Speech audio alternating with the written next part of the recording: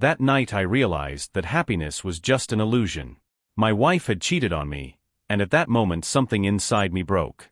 But my revenge was as cold and calculated as her betrayal. My life could be called perfect. I had a successful career in IT, a beautiful and intelligent wife Katya, and 2 beautiful children.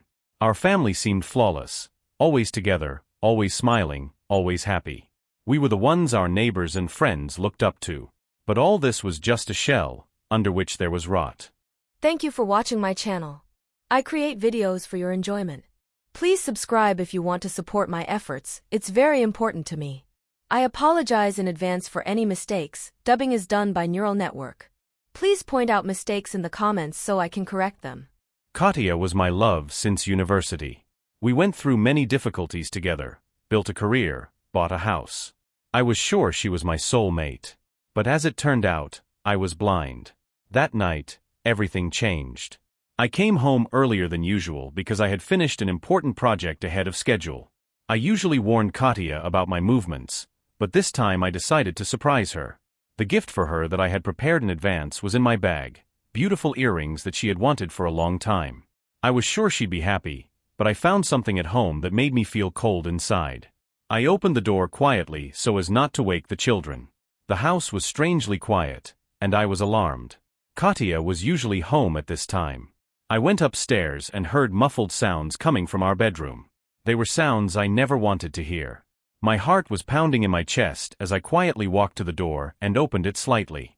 The picture I saw made me feel as if the world had collapsed.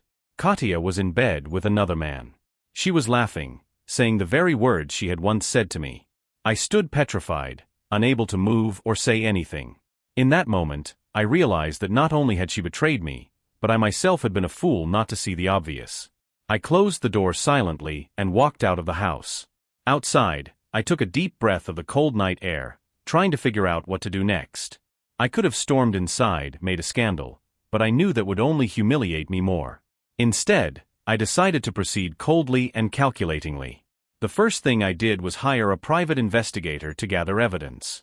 Not just for the divorce, but to know exactly how deep the infidelity went. Turns out it had been going on for months.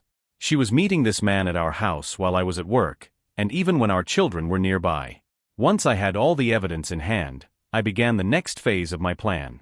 I wanted her to feel the full weight of her betrayal, to make her realize what she had lost. First, I transferred all of our joint money into my personal accounts. We had a prenuptial agreement that I had insisted on signing before the wedding, and now it played into my hands. Then I packed Katya's things and dropped them off at the hotel I had paid for a week in advance. In the letter I left her, I informed her that she could pick them up there. I locked the house and changed all the passwords to our joint accounts. Katya no longer had access to anything she thought was hers. The last step was to talk to the kids. That was the hardest part. I explained to them that Mom had made a mistake and that we needed time to set things right. They cried, but I promised them that we would get through it. When Katya came home and found the door locked, she called me in a panic. I answered calmly, as if it were a business conversation. Lyosha, what's going on? Why can't I get home? Her voice was trembling. Katya, I know everything, I calmly said. You betrayed me, and now reap the fruits of your actions. Your things are at the hotel. You can stay there until you find another place to live. I'm filing for divorce. She cried, begging me for forgiveness, but I wasn't going to forgive her. In that moment, I felt a strange satisfaction in her tears. It may have been cruel, but I knew it was what she deserved. I sent copies of all the material I had collected to her parents and friends. I did it anonymously, but transparently enough that they would understand who it was coming from. I knew they would condemn her act and turn their backs on her. This was the beginning of her social exile. Katya was an active social media user, often posting our family photos and bragging about our perfect life. I hacked into her accounts and posted the photos and videos that the detective had provided me. Her whole world learned the truth about her betrayal. Her page was instantly filled with judgmental comments and friend backlash. It was a devastating blow to her reputation. Then I contacted her employer. Katya worked at a prestigious firm, and her career was skyrocketing.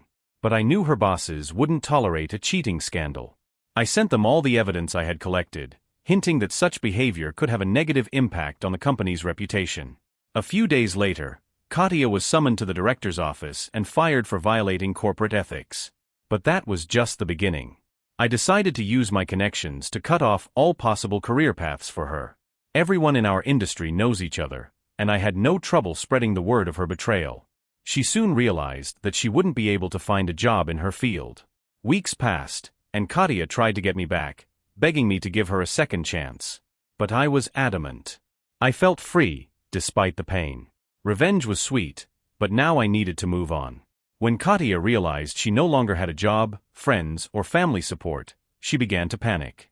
She tried to contact me again, but I blocked all her calls and messages. The only way to contact me was the letter she wrote pleading for forgiveness and a chance to start over. I simply ignored it.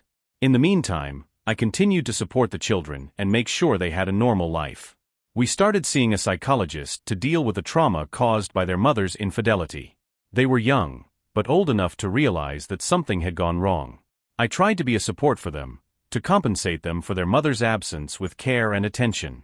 One of the most dramatic moments was when Katya came to our house, begging to be let in and talk to me. She stood on the threshold, all tearful and desperate. I watched her through the window, but I didn't open the door. In that moment, I felt strong and free, realizing that I was no longer dependent on her lies and betrayal. She left slowly, realizing that she no longer had any influence over my life. Her footsteps were heavy, as if each one reminded her of what she had lost. I felt sorry for her, but I knew it was the only way to let her know that betrayal was not forgivable.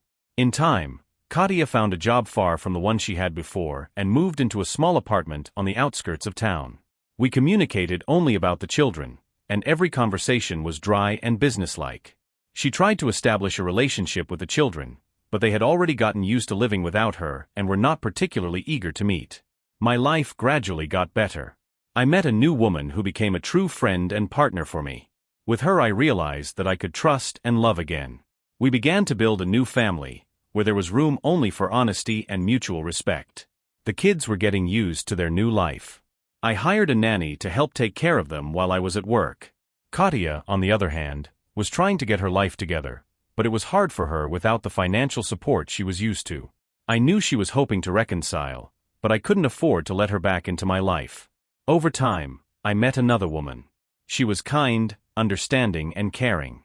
I realized I could be happy again. My revenge ended with me putting the past behind me and starting a new chapter of my life. Katya remained in the past.